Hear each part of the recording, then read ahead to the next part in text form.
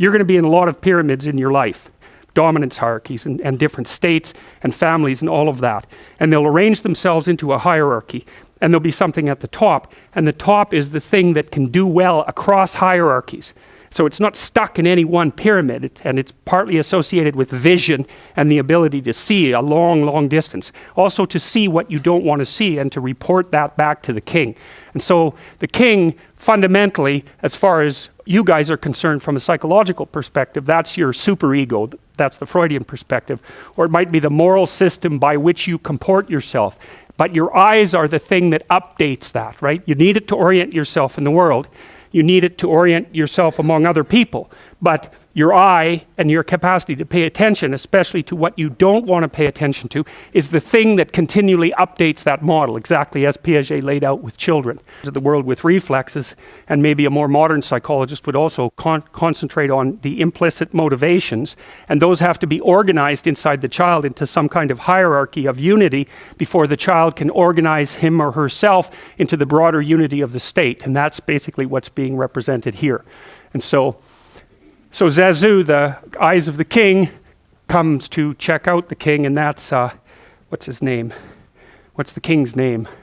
Mufasa, yeah, and he's a very regal-looking person, lion, and he stands up straight and tall, and that means that he's high in serotonin, because serotonin governs postural flexion, and if you're dominant and near the top of hierarchies, you tend to expand so that you look bigger than you could if you shrunk down. And so if you're a low dominant person, you wander around like this so that you look small and weak, and you don't pose a threat to anybody. But if you're at the top, you expand yourself so that you can command the space, and that's why he has that particular kind of regal posture. And if you look at his facial expression, you see that it's quite severe.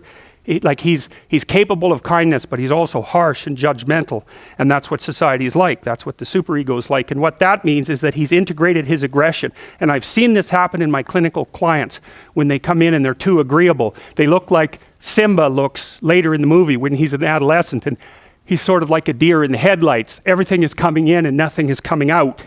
But when the person integrates their shadow and gets the aggressive part of themselves integrated into their personality, their faces harden.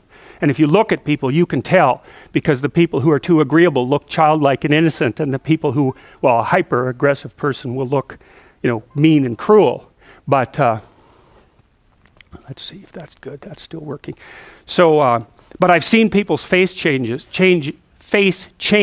in the course of therapy, men and women. So, and what happens is they start to look more mature, and it's more like they're judging the world as well as interacting with it properly once they integrate that more disagreeable part of them. It's very, very necessary, and that's part of the incorporation of the Jungian shadow, or the incorporation of the unconscious from a Freudian perspective. But old Musafa there, he's already got that covered. So, and he's capable, obviously he can smile, and he's capable of the full range of expressions, but he's a tough-looking character. The lion is an apex predator, and so, which means it's at the top of the food chain, roughly speaking, and it's sort of golden like the sun, so that's also useful. And it has that mane that makes it look majestic, and of course it's very physically powerful, and it's intimidating. And so it's something that you run away from as well, right? Or you're awestruck by. So the fact that, it's like Snail King just doesn't make any sense, right? But Lion King, that works. And you got to think about those things, because it's not self-evident why a lion would work as a king, but a snail wouldn't. All right, so now Mufasa has taken Simba up to the top of the pyramid, right? So that's the aluminum place, let's say, or the place of the eye where you can really see a long ways, and he's explaining to him what his kingdom is going to be. And you see the sun, of course, appears at that to begin with, and that's another hint about being at the top. That's the illuminated part of the pyramid. And so they're up there talking, and what Mufasa tells Simba is that his kingdom is every place the light has touched. And that's so brilliant. So one of the things you'll notice if you move into a new apartment, you're like a cat. Cats don't like changing houses, and they have to zoom around in every corner to see exactly what the hell's going on there before they calm down. They need to know where they can hide and where the potential dangers are. And what you'll find if you move into a new place, that you will not be comfortable there until you've investigated, potentially cleaned and repaired every single square inch of it. The more attention you pay to it, the more it'll become yours. And that's far more than mere material ownership, which is also relevant. But in order to feel comfortable somewhere and to dominate that place, to be enmeshed in that place, you have to attend to it. You have to shine light on every corner. And you have to do that with yourself and with your relationships as well. And so anyways, Mufasa tells Simba that his kingdom is everything that the light shines on. And that's exactly right. And then there's a metaphor there too, which is that what you've shone light on, which is what you've come to understand and master, is surrounded by an other world of all the things that you don't understand. And some of those would be natural things, and some of them would be tyrannical things, and some of those would be things you don't want to know about yourself. But they're outside of where you've managed to shine the light. And so that's exactly what Mufasa tells Simba. He says, we live in this pyramid, we're at the top, there's a domain of light around it that's explored territory. Outside of that, there's unexplored territory, and that's partly the unconscious, because you fill it with fantasy, and it's partly what you just don't know. And then Mufasa tells Simba, and it's sort of like God telling Adam and Eve in the Garden of Eden not to eat the apple. Mufasa tells Simba, there's this outside place that's dark, that's not part of your kingdom, and you should not go there. And that's really interesting, because Simba doesn't even know about that place yet. And so Mufasa is doing something very contradictory there.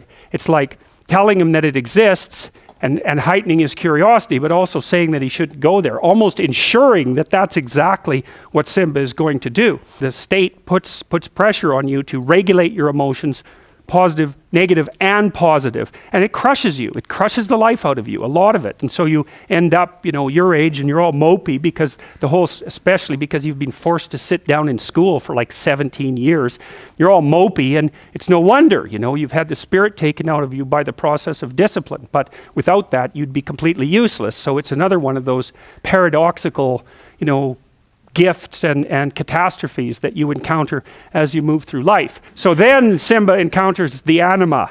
That's the anima, the Jungian anima. And the anima is the feminine counterpart in the soul.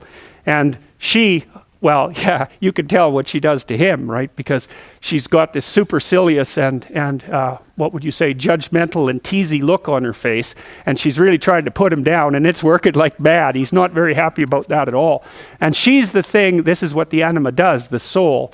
She's the thing that teaches the exploratory hero that it's not everything it could be, right? And that's part of, this can be read multiple ways, but it's part of the eternal tendency of women to make men self-conscious by their sexual selectivity. That's part of it, because that makes men self-conscious like nothing else. And it's also perhaps been one of the phenomena that's produced the evolutionary arms race in the sexes among human beings that's caused our rapid cortical expansion and our quick movement away from chimpanzees, who aren't selective maters, by the way. He's the son of a king, so he's very, very privileged, and he confuses his privilege with competence, which of course all of you do, because you're all sons of the king, which is why you can sit here in the university, and you confuse your privilege with competence as well, because has nothing to do with any of you that the lights are on and this place is so peaceful, right? But you take that for granted, and it can make you false and arrogant. He's in for real trouble, man. He thinks he knows everything. And of course, then he has a wrestling match with, what's her name? Was it? Nala, yeah, he has a wrestling match with Nala, and she just pins him every time, right? Got you again, pinned you again. And that's basically right. One of the things that happens with men when they meet a woman who they really desire and admire is they project an ideal onto her immediately. That's an anima projection. And then that anima projection judges them, and they act all inferior and stupid. And it's partly because they are. That's why. And so then they go down in defeat constantly to this thing that they're projecting, which at least has some concordance with the actual woman, but not that much. So, okay, they keep wrestling, and then they're on the fringe of the kingdom. This wrestling match between this pairs of opposites takes them to the edge of the kingdom, and they end up in the elephant's graveyard, right? And there's bones everywhere. And so now they're out into the kingdom of death. And what that means is that these two kids, as they've grown up, encounter death, right? They go outside the light, and it's very, very shocking for them. They're very curious about it, obviously. They go to explore the skeletons and all of that, even though they were told not to. But their curiosity, they can't stay away from death. They're too curious about it. And so they develop knowledge of death. And then, of course, out there in the Deadlands is where the hyenas are. And that's exactly right, because hyenas are scavengers, right? And they can break bones with their teeth. They're really, really quite the animal. And, you know, you kind of have a shudder of repugnance when you see those things. And I think it's partly, I mean, we shared an evolutionary landscape with the ancestors of hyenas for a very, very long time. And like vultures too, you know, you couldn't imagine something that would be more well designed to look like it was a horrible thing than a vulture, right? And there's this weird concordance, and crows and ravens are like that too, carrion eaters, you know. Eagles are kind of an exception, but they look just as creepy as they are, which is really quite interesting. And of course, hyenas fall into that category, and they laugh too, which is, you know, really? You also have to laugh, really, with all these other things you have going for you? And anyways, the hyenas, and hyenas are enemies of lions, and they can take lions down. They're tough things, and, you know, they not one hyena, obviously, but a bunch of hyenas can give a lion a pretty damn rough time. And so, and these little lions are really no match for the hyenas, and so they get threatened very, very rapidly. And one of the hyenas, of course, is just completely out of its mind. And one of the things that's really interesting, and you see this with the Muppets too, there was often a puppet that was like a crazy puppet, and its eyes would move in different directions. You know, and one of the things that happens with people who are schizophrenic is they show involuntary eye movements. And it's because you have a brain center that controls your eyes voluntarily, and you have another one that controls them involuntarily. So you can see that. Look ahead and try to move your eyes smoothly back and forth. You can't do it. You'll see that they jerk, hey? But if you watch, put a finger in front of your face and then do this, they'll move perfectly smoothly, and that's because you're using different eye control centers, one voluntary and one more involuntary, and the involuntary one is actually more sophisticated.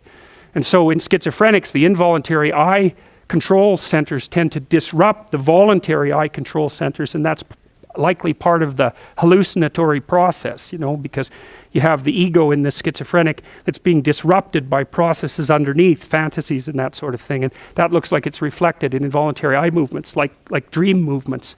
So anyways, so much for the crazy hyena, and they're in real trouble. Now the king's eye, who's supposed to be keeping an eye on this and was supposed to be watching Simba, is trying to intervene, but I mean, look at him. He's like a delicious little bird, and so that's not working out very well.